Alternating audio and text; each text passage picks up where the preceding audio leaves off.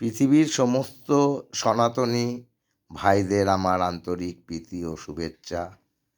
আমার বয়োজ্যেষ্ঠদের আমার প্রণাম জানিয়ে আমি দুটো কথা বলবো।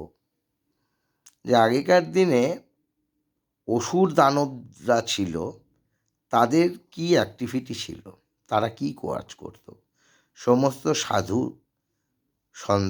মানে যারা সন্ন্যাসী, ঋষি, মহর্ষি, তাদের আশ্রমে গিয়ে গোমাংস ছিটিয়ে দেওয়া, তাদের হত্যা করা, তাদের বাচ্চাদের হত্যা করা, নারীদের তুলে নিয়ে যাওয়া, এইসব তারা করত।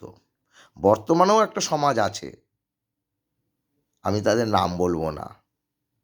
তাহলে তাদের মধ্যে সেই অসুরের দানব নামটা পাল্টেছে, কিন্তু তারা এখনও জীবিত আছে।